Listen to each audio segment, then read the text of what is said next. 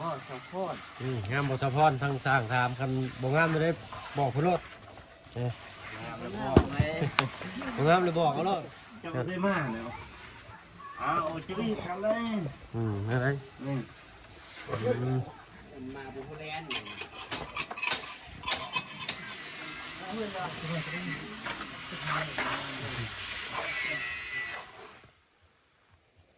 พี่หน่อยเนาะเปิดคลิปเปิดภาพมาอยู่หลังบ้านช่องเงินซานของสาวพรย่างขึ้นมาเซยชมเบิ่งใกล้ชิดกับภูเขาอีกระดับหนึ่งพี่หน่อยเนาะดูเนาะเสียงแมงตะโอดกับเสียงแซวอยู่เนาะแหละภูเขาที่ว่าเกิดเหตุหลังนี่แหละอยู่ในอ่างนี่แหละเป็นในถ่วยอ่างนี่แหละขามเขานี่ไปปุ๊บเกิดลงไปอยู่ในอ่างนี่เป็นว่าเนาะป้าบนาเสือว่าหลังบ้านเพิ่นสิมีทงไห่ทงนาเนาะรู้ว่าเพิ่นเฮ็ดหน้าขันบันไดโดยแท้จริงเลยพี่หน่อยเนาะอันนี้ก็ได้เป็นหน้าขันบันไดแต่อันนี้เพิ่นยังไม่ได้ดำแต่ดินทางบ้านเพิ่นจะออกเขียวเหลืองเลยพี่หน่อยเนาะคือมีสมบัติตลอดเลยนี่แหละเนาะก่อนอื่นพี่น้องทัก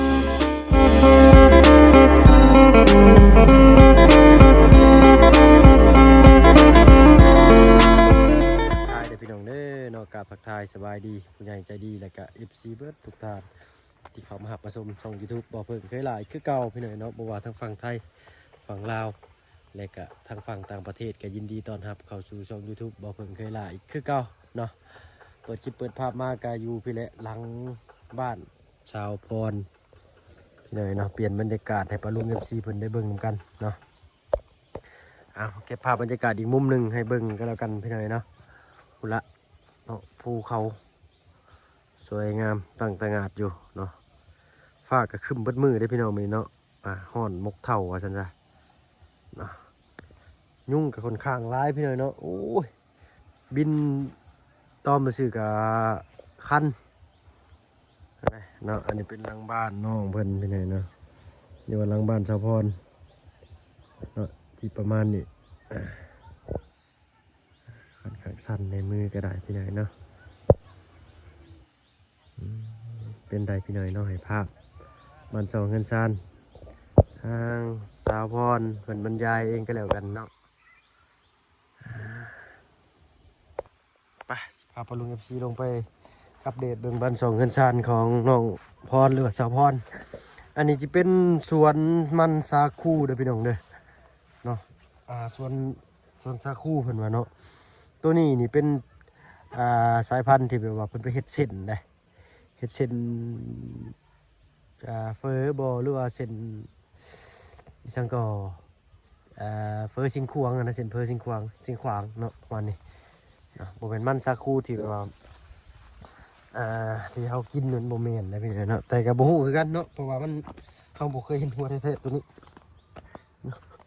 ไปหน่อยดินบ้านเพิ่นอยากออกเหลืองๆไป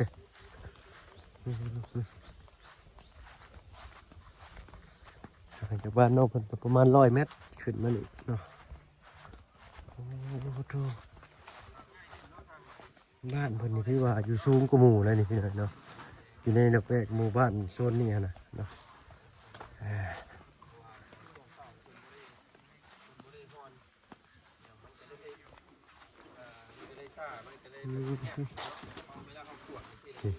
ทางล้างแล้วแหละพี่หน่อยเนาะยังบ่ฮอด1 มื้อครับปลาปลุงกัน4หลอกกันก่อน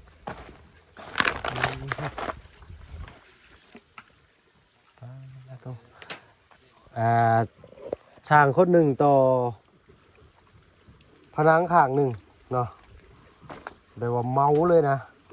ข้างละคนเนาะข้างในต่างหากข้างนอกต่างหากเนาะอันนี้เป็นส่วนของเจน้อมเพิ่นพี่น้อยเจน้อมเสียเพิ่นไปไหนเนาะส่วนของเพิ่นเฮ็ดห้องน้ำกับห้องครัวเนาะเพิ่นยังจะได้ถมดินขึ้นอีกได้พี่น้อยเนาะนี่ถมดินขึ้นขักแต่น้ำเลยพี่น้อยเนาะไหลตลอดน้ำมาจากภูน้ำมาจากภูพี่น้อยเนาะน้ำใสไหลเย็นตลอด24 ชั่วโมงถ้าว่าบ่ปิดเนาะส่วนมากเพิ่นสิบ่ปิดพี่น้อยเนาะเพราะเพิ่นยันปิดไว้แล้วมันบ่ไหลเนาะเพิ่ พิ่นเลยเปิดไว้ตลอดเนาะ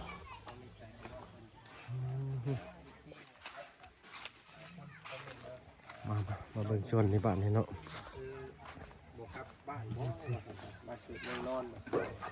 ทางนี้ใช่สิแล้วเลยพี่น้องทางนอกเลยมันก็สิเอาทางในให้แล้วเลยได้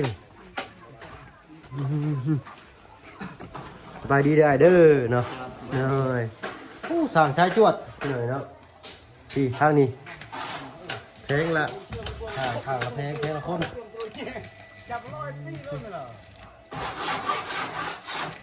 เอาประมาณนี้เนาะ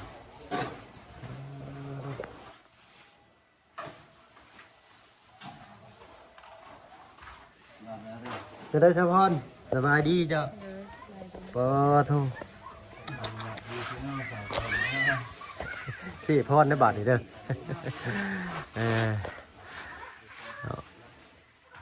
กล้าว่าแล้วไอ้ผมว่าข้างนอกมันนี่เนาะแต่ว่าสิแล้วข้างในผมจักนี่ข้างในยอมเนาะมันนี่น้อยเนาะสำทางคนเฮ็ดเลยนะพี่น้อยเนาะแต่เมื่อวานนี่โอ้มันนี่ชื่อว่าได้ลายเลยได้นี่ภายนอกสองข้างเลย4 ด้านเลยนะทั้งในนะไปเลาะเบิ่งแล้วบ่สะพอนทางในเป็นไดคักงามเนาะงามภาษาบ้านเจ้าเดินได้เบรียเป็นปะเบรียเนาะเรียกว่าออลึคือทางนั้นเป็นนะบุเมนได้อันนี้เป็นส่วนของห้องน้ำพี่หน่อยเนาะนะเพิ่นสิขึ้นแบบเทคานเนาะเล็กเพิ่นใส่แบบเชื่อมมาเลยได้คักพี่น้องมันปอกมีเล็กยังคักแน่เลยนี่เนาะแพงละ2 คนเนาะแพงนี่2แต่ว่าคนขึ้นปูนคนเดียวเนาะผสมปูน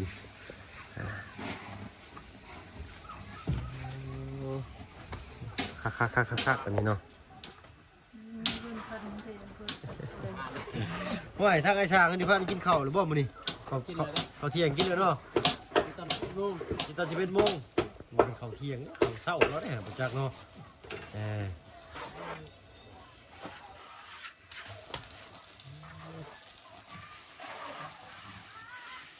งามบ่สะพอนงามบ่สะพอนทั้งสร้างถามคันบ่งามจะได้บอกเพิ่นโลดงามเลยบอกไหมบ่งามเลยบอกเอาโลดเอาเงินไปวับเนาะทั้งทางเพิ่นก็ส่งผ้าช่ำบาทเนาะหับเงินไปวับแล้วอ่ะกะติเอาโลดสะพอนได้นี่ทางแล้วสิไปวับเอาดูฮู้หมดเลยเนาะยังทาสีบ่ทาสีบุงงามแล้วทุกเทมฮะทาสีบุงงามแล้วทุกเทมทาสีบุงงามทุกเทมเหมือนเมื่อวานฉันให้อยู่ก่อนด้วยสายเด้อต้องงามแน่นอนพี่หน่อยเนาะทั้งสะพอนสีได้สะพอนคิดไว้หรือบ่บ่เตียงเราทำบ่เตียงมันจัดการให้เนาะโอ้โดเนาะจะเป็นสีอย่างนั้นมารุ่นมือกันพี่หน่อยนะ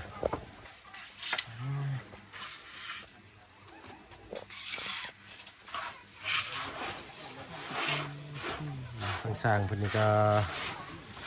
ทางนี้ก็ส่วนหนึ่งทางนี้ก็ส่วนหนึ่งคนละไม้ละมือ2 4 5 2 4 ต่อ 5เนาะ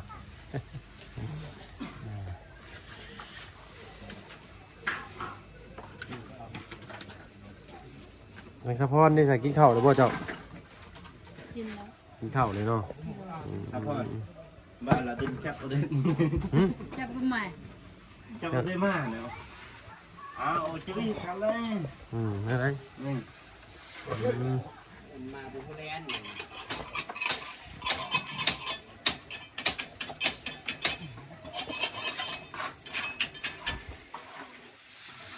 สร้างคนไทยจับไปก่อน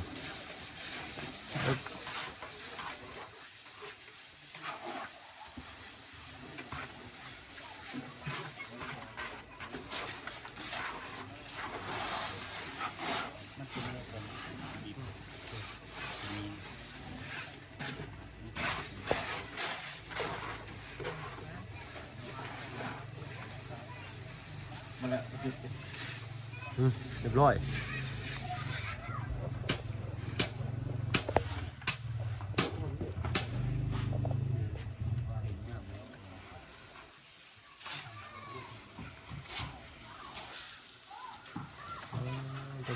ที่ชมกันเข้ามาได้เป็นอย่างเลยเนาะทางคอมเมนต์เข้ามาละโอ้ช่างคนไว้เลยสันงามเนาะทางคอมเมนต์ก็ได้เป็นอย่างเนาะที่ว่ากระแสดีเนาะ พอดีเนื้อกลางหุ่นพอดีเนี่ยจะมาเนี่ยเลย ลาระยอลันไรลักพง ห้องไปทำเนื้อไปทำผ้าเป็นไรหลักเออ สามมือมันจะได้หรือเปล่าสามมาพูดเลยว่ากัน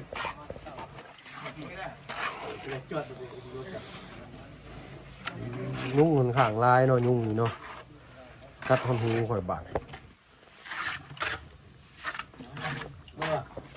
ตีน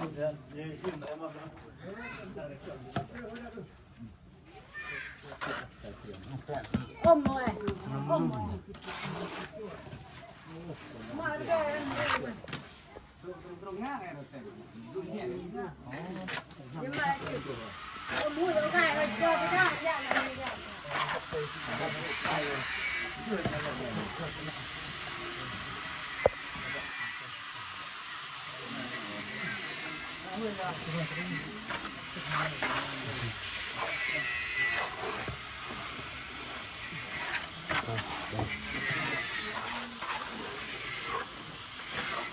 ทางนี้ขึ้นถ่าทางนั้นปั่นมากเลยเนาะ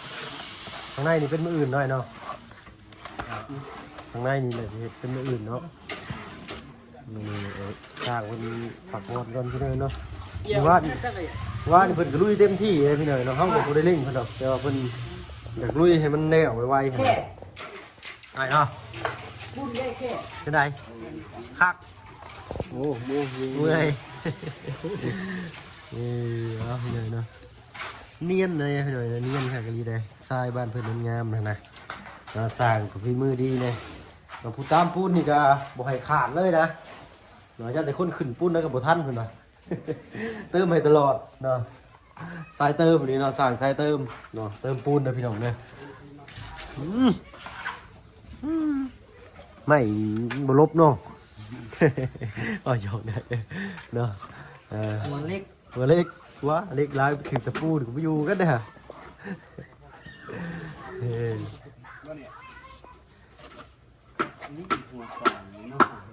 โมกันงามเลยทางมันว่าทางมีสภากันลุยแข่งกันนานี่เนาะทางสอง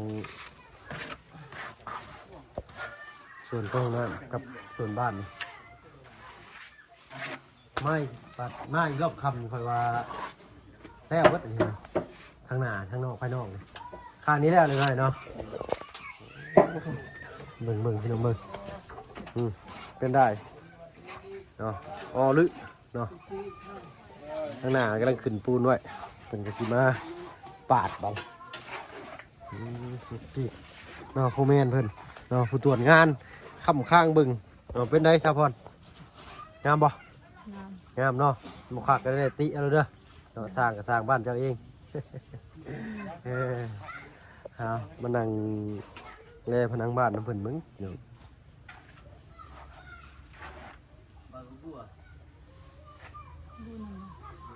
ตอนนั้นเนี่ยดีอ่ะ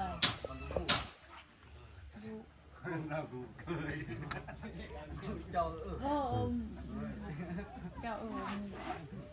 เด็ก สาชนเผ่าเพิ่นคนนึงเนาะ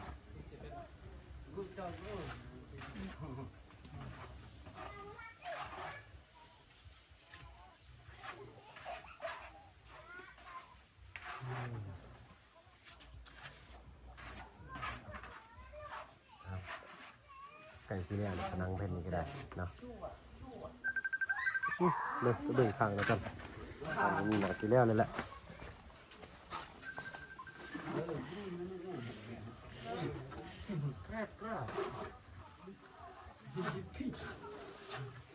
นาะฝากรวมๆเลยด้วยว่าแม่พี่น้อยก็ถือว่าไวอันนี้เป็นมื้อที่7ด้วยอาทิตย์หนึงพี่น้อยเนาะที่ทางทีมสร้างเพิ่นได้สาระของสาพรเพิ่นก็ถือว่าไวตรวจจัดแห่งเลยมื้อที่7ได้เนาะสาพรเนาะแม่นบ่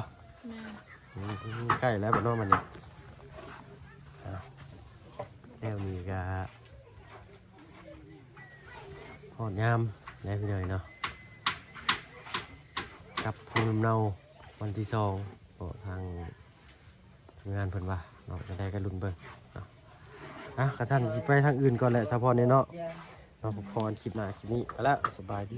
จ้ะเนาะกูถ่ากระถ่าหิวเข่าอยู่เนาะไปฉันไปเหนื่อยสบายดีคอยบุมีกระเจหรอกพ่อถึงขนาดนี้เด้อเห็นว่าโอ้ยข่อยกระปิดไปอยู่เด้เนาะ10มันแตกไม่แปลกที่คนมองหน้าก็แตกพันก็หรอเอาอย่างกระตู่ดู มันบ่ทันขึ้นเลยครับมีใหม่ก็ได้เนาะไปพี่น้องไป เอาไว้ก็ได้นะว่าไว้ถ่ายแล้วมืออื่นก็ได้มืออื่นก็ได้เก่งๆอื่นจะเว้นใช่คือว่าบ่บุญสิขึ้นไปเอายีนางนำไม่พลาดเนาะฮะใกล้บ่เซอร์พอนใกล้บ่ไปก็ได้เจ้าบ้านคนไปขึ้นไหนไปเตียงนะเตียงไปเตียงนะหมดแล้วมื้อหน้าอยู่พุ่นแล้วเนาะมันบ่ท่วมบ่ทันก็บ่เป็นหยังล่ะเก่งอยู่โหดนี่ด้วย เห็นมั้ยมันได้ก็ดีว่าเมื่อป้าปืนว่าสิใส่อยู่เพื่อนใหม่เจ้าละครกลุ่มเนาะมาเขาเบื่อไปถารถจ้ะตับปืนเนาะปืนที่ปืนหาไม่ได้หมักบวกบ่มีเป็นยังบ่มีเอาน้ำไม้ก็ได้เอาแต่น้ำไม้ยอดโอ้แนวแซ่บตัวเนาะไปเถอะไปเนาะโอ้กินข้าวกินน้ำกับพี่น้อยเนาะห่างจากนี่ประมาณ3 กิโลได้บ่บ่ยาวได้เลย3 กิโลเนาะแต่บนพักบนเช้าน่ะเยอะเด้อเนี่ยชอบวงจากแบตใช่โอ้เจ้าคือบ่ถามบ่ยาวโอ้เจ้าบ่ถามเนาะของเบาบุญของเจ้าเด้ของข่อยพุ่นเนาะของเจ้าเด้เพิ่นมาถามเพิ่นคือแท้นี่ตายแล้วก็ลงไปเดินทางขึ้นไปหากินข้าวกินน้ำก่อนพากินข้าวเที่ยงในบ้านนี่พี่น้องเนาะกินข้าวเช้าข้าวเที่ยงลืมกินเนาะกัดกินข่อยอันนี้เป็นเส้นทางลงไปหารถจอดรถไว้อยู่ลุมบุแหละพี่น้องเนาะปลุงยางนี่เบิ้งเนาะตัวครับปลุง14ผ่านไปผ่านมาดินผู้หัวโลนเนาะตามโซเชียลแล้วน้องเพื่ออยากมาแวะเวียนหาทางสาวพรเนาะขึ้นมานี่รถเด้อพี่น้องเด้อเนาะนี่แหละขึ้นมาชมวิวทิวทัศน์เนาะบ้านสาวพรนอนหนาวพอสันจ้ะน้ำนี่มีไหลตลอดเลยเนาะ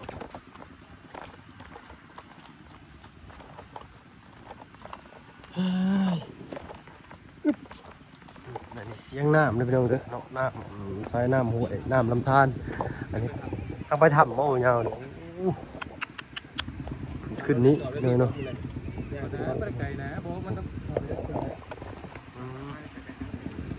เขาไปเลือกเติบบ่ยาวเลย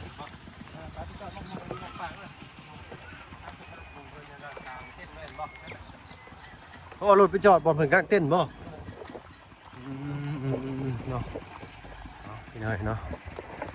เขากะหอดจอดมาถึงเลยบ่ได้ไปเนาะหมักนี่เขานี่นั่นมาแน่นี่โอ้หมักนัดต้องหามีดเด้อบัดนี้เด้อไปพี่น้อยเนาะพากันเดินทางไปหากินข้าวกินน้ำเนี่ยผ่าโอ้ผ่าอันนั้นไหนนี่บ่ยาวเอ้ย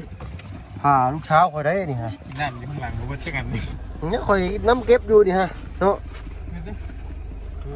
ครับดูฝุ่นเนี้ยบ้าคอยกินนี่เจอละตุ๊ก แหมมันบ่เบิดเก็บไว้เก็บ เสียบ ไว้ ได้ เก็บไว้กินเสียบเห็นบ่เอาเสียบได้อยู่บ่มันเข้าอยู่บ่ เอาสมมุตินะ มันอยากโลโซคือเจ้าของมันเป็นน่ะ ไปทางนี้ก็ได้ ไปพี่น้อยเนาะพอๆกันคลิปหน้าคลิปนี้อยู่ดีแม่งเบิดสุผู้สุคน เลย เนาะสิไปใช้สิไปจอดเต้นอยู่บ่